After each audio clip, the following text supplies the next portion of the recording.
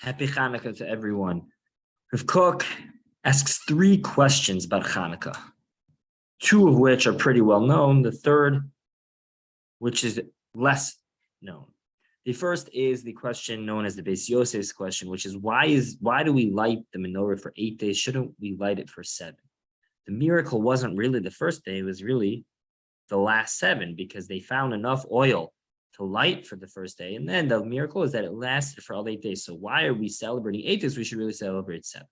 The second question is why specifically by Hanukkah do we have not only one level of Hiddur Mitzvah, but 2? We always have a concept of Hiddur Mitzvah, of trying to do a mitzvah in the most beautiful, ideal fashion. But here we have a concept of Mahadran and Mahadran Min Mahadran, where we don't find anywhere else. Why specifically by Hanukkah? And number 3, the Gemara Menachos tells us that while the Maccabim found while there was the miracle of the oil, there was no miracle by the menorah itself. That ideally, the halacha is, the Torah tells us there needs to be a golden menorah which we light in the Beis HaMikdash, but they didn't find the golden menorah. In fact, the Gemara says they ended up needing to make a simple menorah out of iron rods, which were plated with tin.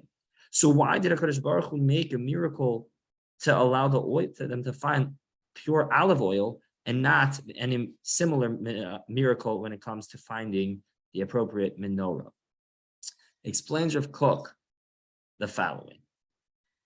First of all, he says the reason why there are 2 hidurim is because there were 2 levels of the miracle by the oil. Because there were 2 halachic reasons why really it wasn't necessary to find and light this pure olive oil. Number 1, it doesn't have to be olive oil lit in the Beis HaMikdash.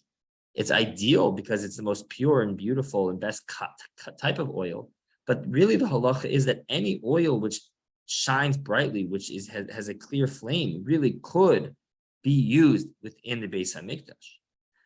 Moreover, the halacha is tuma hutra b'tzibur, that when the majority of the tzibur of the community is impure, then the halachas of tuma and taira go out the window, and that really they could have used even tamei oil to light the menorah. So it wasn't strictly, and that was the scenario at the times of Hanukkah, that the majority of the community was in fact tamei, and so me'ikar adin, strictly speaking, they could have lit oil which wasn't pure.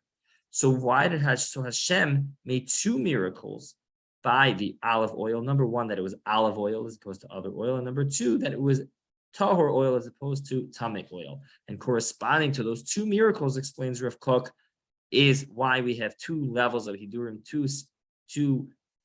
two ways in which we do hiddur mitzvah in regard specifically to lighting the oil, both in terms of mahadrin and mahadrin, because corresponding to these 2 miracles of being olive oil and pure oil. That's also why, explains Rav Kook, the miracle, the menorah, that we view it as a miracle for all 8 days, not just 7, because the first day also was a miracle for these reasons. It could have been any other oil.